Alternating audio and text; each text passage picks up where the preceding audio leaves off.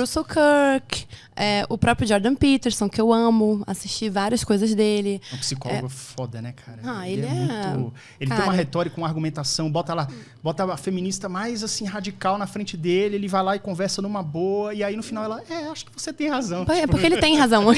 É porque ele tem razão. E ele é uma pessoa muito, muito, muito absolutamente estudada. Então ele não fala o que ele tá falando por achismo também. Ele é uma pessoa dos dados, ele é uma pessoa da experiência, ele é uma pessoa que já teve 150 mil pacientes, ele é psiquiatra, ele é, enfim.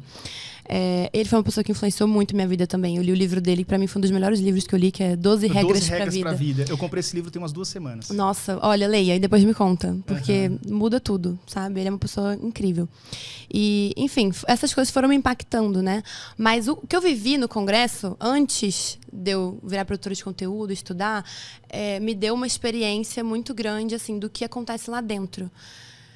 Como funcionam as comissões, como funciona a dinâmica dos parlamentares, como funciona a dinâmica entre as casas, como é o trabalho dos lobistas, que antes eu estava dentro, agora eu estou fora. Eu tenho já uma outra avaliação de como eu via quando eu estava lá. O que seriam, para a definição da gente aqui, o que seriam os lobistas? Então, são pessoas contratadas para defender grupos. Pequenos grupos, digamos assim. Então, quando eu comecei 10 anos atrás, existiam poucas empresas, setores que contratavam lobistas, porque era um serviço caro. Mas hoje em dia pulverizou bastante. Então, sindicato de tudo tem lobista contratado para atuar lá na Câmara.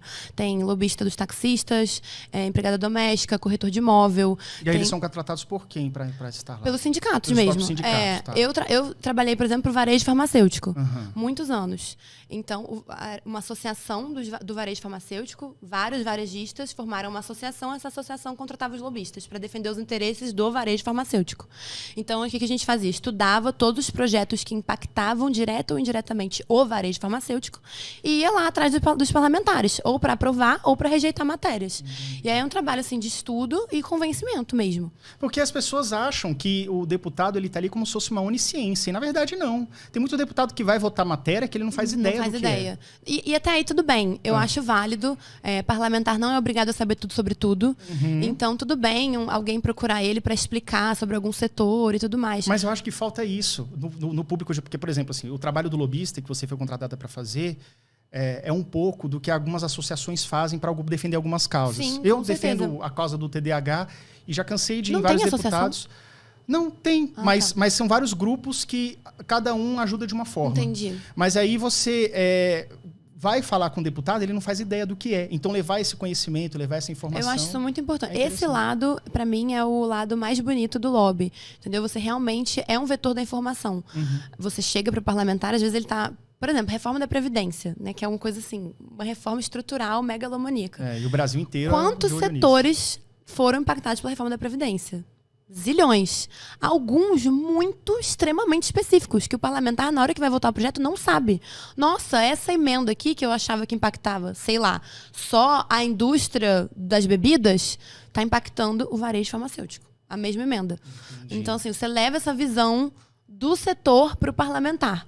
Mas, por outro lado, eu hoje, olhando de fora, os lobistas atuam muito dentro do parlamento. Muito. Então, você imagina, grupos fortes, quanto mais forte é o setor, mais lobistas ele tem atuando, maior é o poder dele de pressão lá dentro. E a sociedade geral, entendeu? Porque, na verdade, o lobista ele tá lá para falar em nome de um grupo, mas o deputado não tem certeza se aquele grupo está sendo ouvido mesmo ou não. Mas, assim, nesse caso até vai, porque, por exemplo, eu defendi o varejo. Várias pautas nossas eram contrárias à indústria, mas a indústria também tinha um lobista. Então, assim, o parlamentar ele escutava o lobista do varejo e o lobista da indústria. Mas ele te escutava? Quem é o lobista do consumidor? Você entendeu? Quem é pra saber? Às vezes eles criam aquelas enquetes assim no Senado, no Congresso, mas são umas enquetes que as pessoas nem ficam sabendo, não dá 1000 votos. Pois é. É muito pequeno o espectro, né? Pois é, tem uma discussão muito grande que eu trabalhei pessoalmente, que é sobre a venda de medicamentos em supermercados. Né? Até hoje, esse projeto tá em discussão lá. Isso existe nos Estados Unidos. Pois é uma briga muito grande, né? O varejo aqui do Brasil é absolutamente contrário. O lobby de supermercados é super a favor, a indústria é a favor também. E fica essa briga. Mas quem tá pensando no consumidor no final, entendeu? O que o consumidor... O que a gente acha? É interessante pra gente ou não? Não tem. Então fica uma briga de cachorro grande, entendeu? Digamos assim. E em muitas matérias acontece dessa forma. Então eu começo a questionar, sabe? É bom por um lado, legal. Mas por outro lado, a discussão ela fica muito ali entre os grupos de interesse e muito menos para a sociedade no geral. Sabe? Entendi. Nesse caso, o parlamentar que tem que pensar no consumidor. Sim. Ele faz a voz do consumidor e os grupos em volta dele. Mas ele está sendo tão bombardeado pela informação dos grupos. É difícil, é complicado. Alguns setores eu acho muito válido, outros nem tanto. Então você acha que falta um pouco de organização da sociedade civil, talvez? Acho. Eu acho que as redes sociais estão sendo uma grande ferramenta para mudar um pouco o jogo nesse sentido. Eu acho o seguinte, se você olhar a eleição de 2010... Eu já sabia porque eu fui atrás. Mas você sabe que a internet vem evoluindo nos últimos 20 anos, nos últimos 30 e muito mais. Agora, assim, as pessoas só começaram a entender o papel de um deputado, de um senador, de um vereador, de não sei o quê, sei lá, de 10 anos pra cá. Sim. Talvez nem isso. Porque às vezes chegava lá o deputado ou o vereador falava assim, não, então, eu vou asfaltar aqui pra você. O cara nem pode fazer isso, é do executivo, tá ligado? Tipo... isso acontece dos dois lados, né? O parlamentar promete, a pessoa pede também. Então, como o cidadão não conhecia, né, assim, qual é o papel de cada ente ali no jogo político, eles pediam muitas coisas impossíveis. Eu quero que você resolva isso. Não é competência dele. Não tem como ele te prometer isso. Aí ele não te promete, você fica bravo. Se ele promete e não cumpre, você fica bravo também. Eu vou fazer o quê, então?